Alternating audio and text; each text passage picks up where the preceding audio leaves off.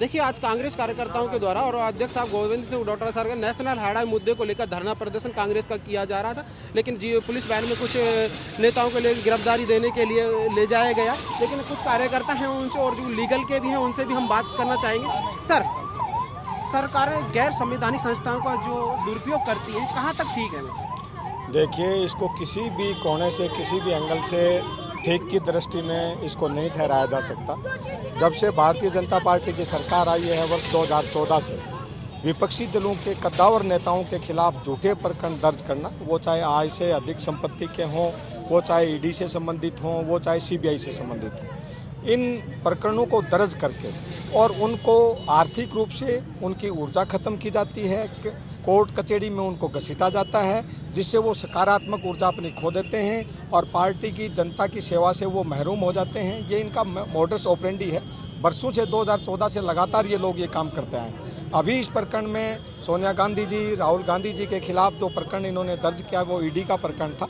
ED के प्रकरण के संबंध में आज 11 साल से एक झूठा प्रकरण के अंदर कोर्ट कचहरी किया जा रहा है, बार बार बुला के पूछताछ की रखे। आप एक कल्पना कर सकते हैं उस प्रकरण में कितना इनका समय, ऊर्जा, कितनी शक्ति छीन हुई होगी जो कांग्रेस पार्टी के काम आती, जनता के काम आती, उससे महरूम करने के लिए, डराने के लिए, धमकाने के लिए ये modus operandi Bharatiya Janata party की कभी से रही है। संवैधानिक संस्थाओं का दुरुपयोग करके और जनता की आवाज़ को दबाना, विपक्षी लीडर्स की आवाज़ को दबाना, ये इनका काम रहा। लेकिन जो इस प्रक्रियाओं में समय जो व्यर्थ में चला जाता है, जो आपने कहा, उसका समय का फिर किस तरीके से एक सही सदुपयोग हो पाता है? जो एक तरीके से सत्ता पक्ष में रहते हुए गैर एजेंसियों का दुरुपयोग कर लेते हैं, लेकिन वो उस दिशा में, जो सही दिशा में नहीं बढ़ पाते हैं। आपने कई बार देखा होगा झूठे प्रकरण दर्ज करके नेताओं को कथाकथित मुलजिम बना कर उनको जेल में डाल दिया जाता है। 15 साल 20 साल बाद में पता चलता है वो बरी हो गया।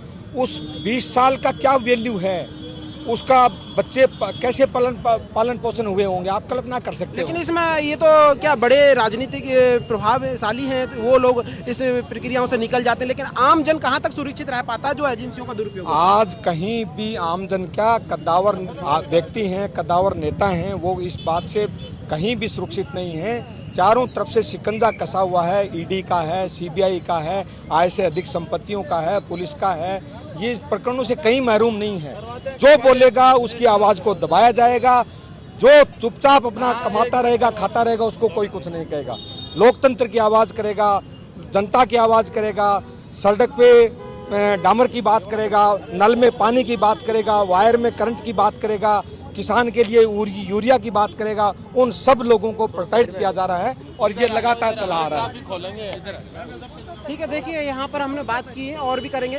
आपके लीगल से क्या क्या इस तरीके से इंतजाम किए होने चाहिए जिससे एक आम जन सुरक्षित रह पाएगा, उसके लिए आप क्या कहना चाहेंगे? अभी इस संबंध में हमारे लीगल डिपार्टमेंट, कांग्रेस पार्टी का जो विधि मानवाधिकार है, वो आरटीआई विभाग है, उसके ऊपर हमारे एआईसीसी स्तर के ऊपर चेयरमैन डॉक्टर अभिषेक मनु सिंघवी जी ने, जिन्होंने 2 अगस्त 2025 को विज्ञान भवन दिल्ली में एक बहुत बड़ा आयोजन किया था और प्रदेश भर के अधिवक्ताओं को और विधिवेताओं को उन्होंने बुला के और सेमिनार आयोजित की थी।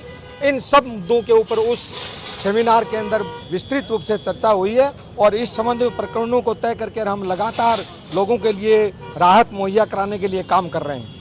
लेकिन अभी जो सरकारों में चल रहा है, जो चलता आया है, लेकिन उसके लिए दिन प्रतिदिन इस तरीके की जो गति आई है प्रकरणों में, झूठे मामलों में, किस तरीके से इससे फेस किया जा रहा है? लगातार झूठे प्रकरणों की बाढ़ सी आ रखी है और झूठे प्रकरणों में मैंने आपको बताया ना, इन सरकार की ये मोडस ऑपरेंडी है। जो भी व्यक्ति जनता की आवाज़ उठाएगा, लोकतंत्र की आवाज़ उठाएगा, संवैधानिक संस्थाओं के कुचला जा रहा है इस संबंध में आवाज़ उठाएगा, उसके खिलाफ झूठे प्रकरण दर्ज करके उनको कुचला जा रहा है, उनकी आवाज़ को दबाया जा रहा है। इसके लिए किस कार्य प्रणाली के तहत अपन एक तरीके से मजबूत दृष्टि की तरफ बढ़ सकते हैं, इस पे आप क्या कहेंगे? इसके लिए प्रकरणों को चूज करके और उनके खिलाफ डेफेमेशन के प्रकरण इनको दर्ज करवाने होंगे और जो व्यक्ति इस संबंध में पीड़ित हैं उनको अपने प्रकरणों को न्यायालय में ले जाके और एक लंबी प्रक्रिया के तहत उनको लड़ाई लड़नी चाहिए। इस पर प्रतिक्रिया दीजिए अपनी। देखो, एक बात आप ध्यान रखें कि ये जो प्रकरण था, ये प्राइवेट कंप्लेंट थी सुब्रमण्यम स्वामी की।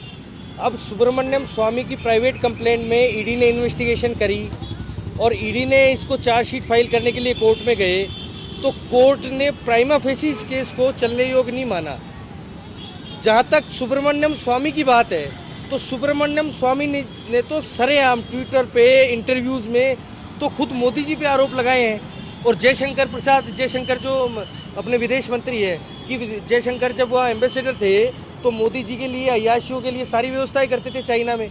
ये खुद सुब्रमण्यम स्वामी का ऑन कैमरा ये स्टेटमेंट है।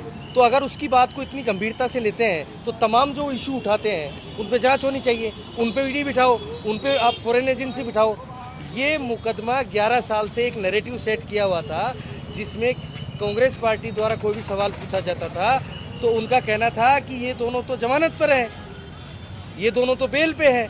आज ऑनरेबल कोर्ट ने इस मामले की प्राइमा फेसी इसको सुनवाई योग्य नहीं माना है। जैसा चेयरमैन साहब ने बताया कि इस तरह के झूठे मामलों की बाढ़ ईडी की तरफ से आ रखी है और इस देश में ईडी के द्वारा चलाए गए बनाए गए तमाम मुकदमों की कन्विक्शन रेट सबसे कम है।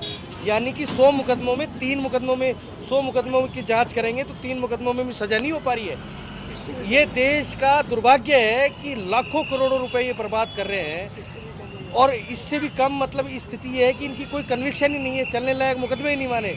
इसलिए आज कांग्रेस पार्टी का इनकी एजेंसियों के दुरुपयोग के संबंध में हमारा प्रदर्शन था जिसमें बहुत सफल प्रदर्शन रहा और अब हमारे सीनियर नेताओं को पुलिस ने अपनी कस्टडी में ले जाके और ले गए। अब आगे देखते हैं वो क्या करते हैं। ठीक है। ये लीगल से जो सदस्य हैं उन्होंने बताया कि जो ये ऐसे झूठे केसों की जो बाढ़ आई हुई है उन पर सही तरीके से तथ्यात्मक की जांचें हों और जिसका समय जो चला जाता है वो समय वापस नहीं आता है। इस तरीके की कार्यप्रणाली करने से कुछ चीज़ें बहुत आसानी से नहीं हो पाती। देखने वाली बात होगी किस तरीके से ऐसे मामलों में संस्थाओं का दुरुपयोग कहाँ तक ठीक हो पाता है या नहीं हो पाता है।